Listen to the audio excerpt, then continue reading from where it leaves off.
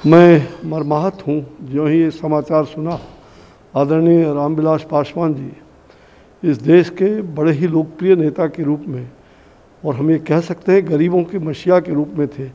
74 आंदोलन में हम लोग लोकनायक जयप्रकाश नारायण के उस आंदोलन में हम साथ रहे, और बराबर जिस प्रकार से उनकी आत्मीयता और हरदम बड़े ही मीठे स्वर से बात करते थे, ऐसे व्यक्ति को हम लोगों ने खो करके सचमुच में इसकी क्षति, ये अपूर्णीय क्षति है, एक जल्दी भरना मुश्किल है।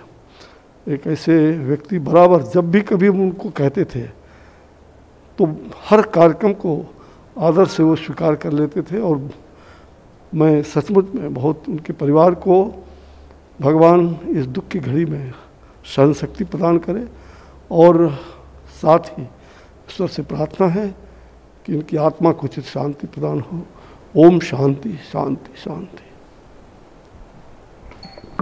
कुछ ऐसा कुछ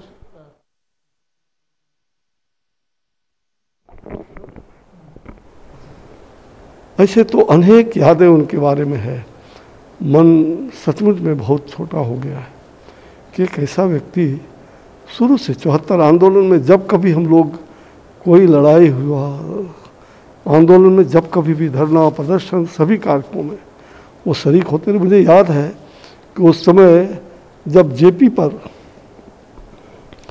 और जब जेपी चले थे और पूरी तरह से पहली बार 8 अप्रैल को मुँह पर पट्टी लगा करके वो बैठे थे, लाखों लोग थे।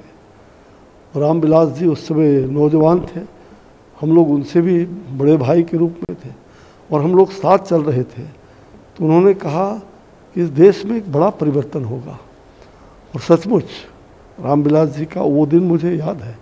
अनेकों उदाहरण पारिवारिक रूप से हाल में भी जब माननीय टंडन जी राज्यपाल रहे और मेरे यहाँ मकर संक्रमण का उत्सव मैंने वहाँ पर राजेंद्र नगर में पटना में वहाँ मनाया था।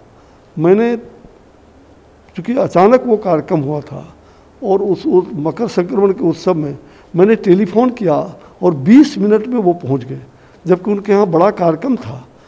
मतलब कभी भी जब भी मैंने याद किया कभी भी नकार नहीं करते, तो सबके साथ उनका व्यवहार बहुत ही मधुर मृदुभाषी, और मुझे लगता है कि ऐसे व्यक्ति सचमुच में उनका पुण्य श्लोक होना हम सब लोगों के लिए बहुत ही पीड़ा का विषय।